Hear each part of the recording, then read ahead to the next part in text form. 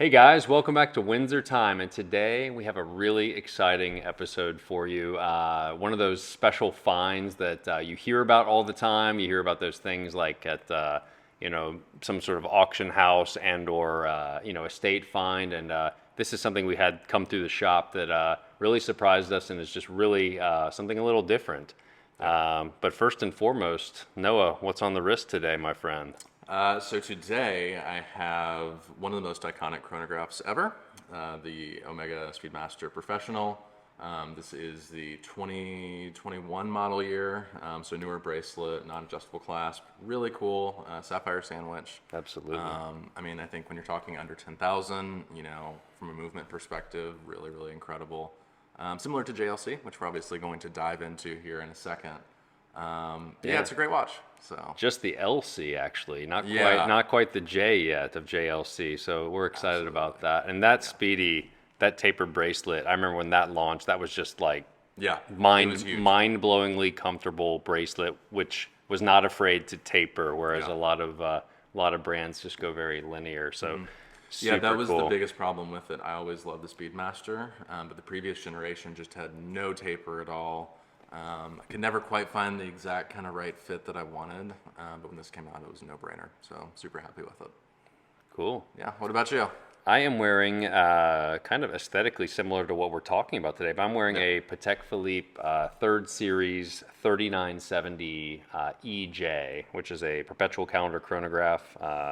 And in my opinion, one of the greats out there. Classically sized at hanging around 36 millimeters. Looks killer. Tall, Lamania, so non Patek Philippe in-house movement before they went to their own in-house caliber, and just an awesome pleasure on the wrist. Absolutely, and who knows when this will come out, but this is a nice Sunday afternoon special. So rather than our typical adult beverage, we have a different kind of adult beverage, some espresso that Ben was kind enough to make for us. Absolutely. So, insert B-roll here.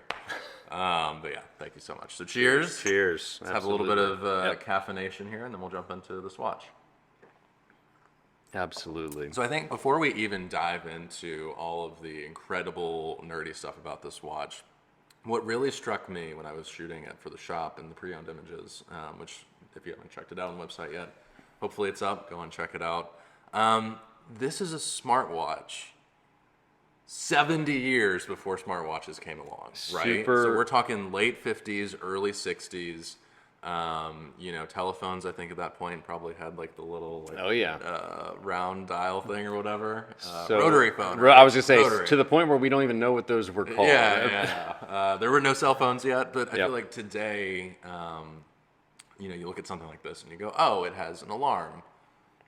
Cool. Why do I need that? But to think back, what was Porsche doing in like the 1950s or 60s, like car-wise? Like 60s. I was gonna say 911 may or may not have even been out yet. 901 and then 911. So we're talking about a watch that is right on the cusp of something like the Porsche 911 even coming out. So really historical piece. Absolutely. And like you said, a smart watch. A mechanical smart watch, different from today's smartwatches, of course. Yeah. The difference is, this one is still running 50 years later, or even more than 50 years later, and I don't care what kind of Apple Watch it is, as cool as they can be, or not be, depending on who you ask. The fact that this is still going. When I was actuating, and if you want to go ahead and wind it up, we can hear that incredible noise.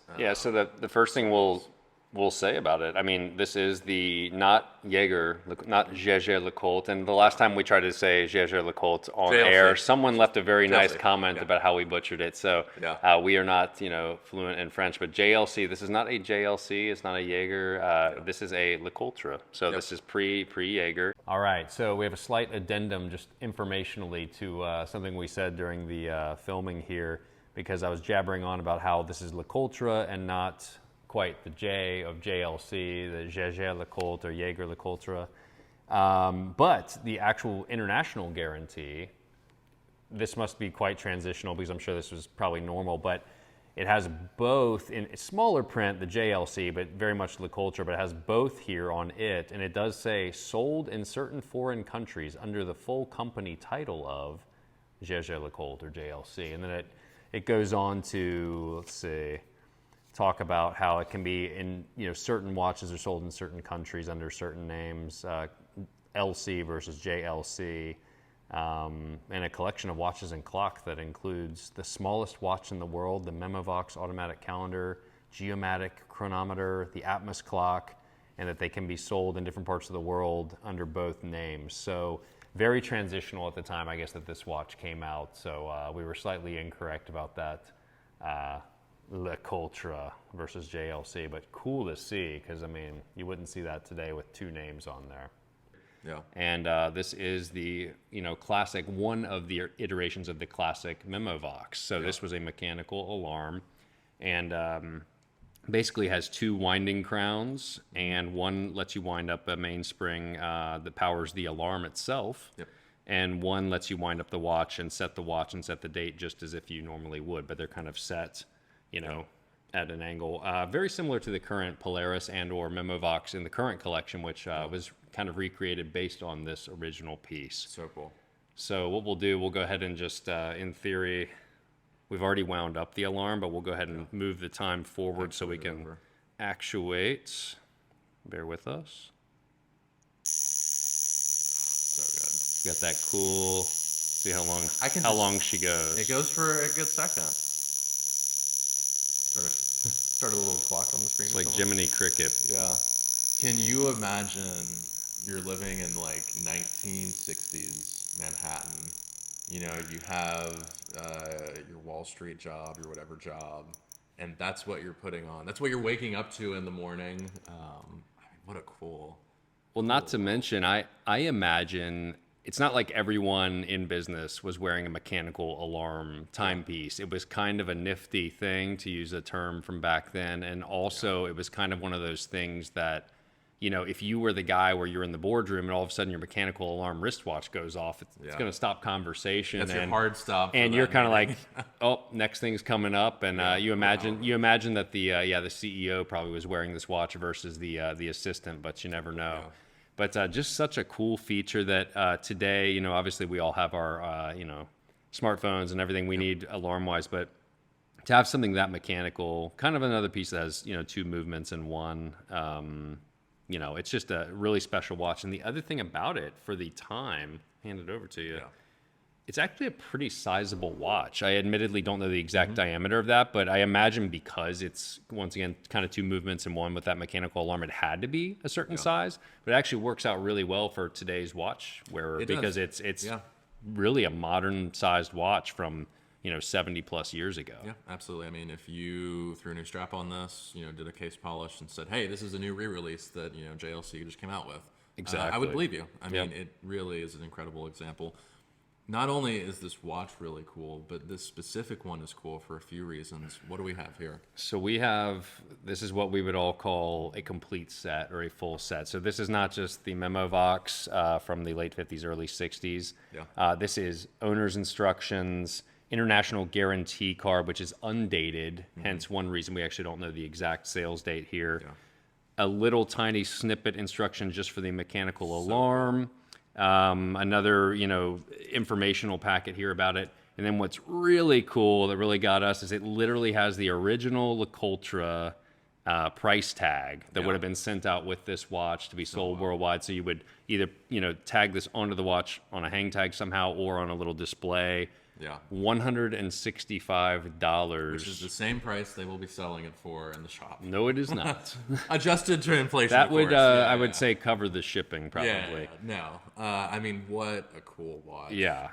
We have two versions of the price tag. One appears to be kind of like a little, what would have been on the box, or like a sticker on the box, and then the other would have been the hang tag itself, but for both matching $165. And I remember when we had the gentleman who came in to sell this, knew what he had to an extent. At the same time, probably didn't quite appreciate entirely the fact that it had all these, the accoutrement, but just such a special watch. And you see it with instruction manuals out there, but you rarely see it with these little tidbits that the retailer would have received from LeCoultre specifically. And it's tough because at the time, this would have been a very expensive watch, but there was no collectability. I mean, why are you going to keep that?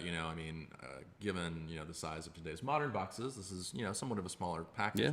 but it's still something that most people wouldn't even think of just throwing out. And, you know, man, if you could hear the stories this watch has to tell, I'm sure they're incredible. But, absolutely, you know, odds are this guy probably had like 1 or 2 watches, and that was it. It wasn't, let me keep this box so I can then, you know, trade it in for the next thing at some point. Yeah, we rarely see something of that age with a box, and if it has its box, it rarely has everything that goes with it, or vice versa. It has paperwork, no original box. They have a more modern box with it. So, like a lot of those complete sets out there, it's a really special piece if someone is a real LeCoultre, you know, aficionado.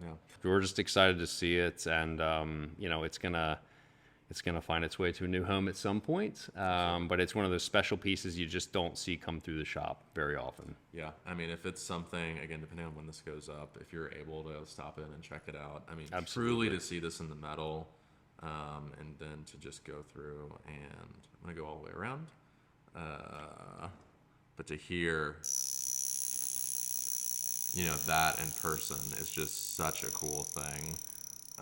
It's shockingly easy to use too. It is. I mean, it's easier to use this watch than it is to set a modern GMT or a second time zone piece. I swear, it's a very clean cut, easy performance watch. Still has a date, still legible, but it has that really cool mechanical alarm that you know, you just don't see. I mean, even in today's world, we have the 5520P in Patek Philippe, which is a mechanical chiming gong watch that actually has gongs inside, different animal, but the purpose is still the same. You set a time that chimes at, and this does the same functionality for, you know, absolutely a lot less money. And from a design perspective, you know, when I was really doing like the macro photography and different shots, I mean, if you look at that, you know, your 6 o'clock and your 9 o'clock, you know, the detailing on those indices, it's just so beautiful. And then, you know, a dual crown is sort of a funky design language in general. But here, I think it looks phenomenal. Balances it out. It looks balanced, it's clean. You know, when you're talking about the design from that era, whether it be late 50s, early 60s, I think you have an incredible example of that kind of snapshot in history. So, very cool watch. So, as always, thank you guys so much for watching. If you have any questions, be sure to drop them below, and we'll see you next time.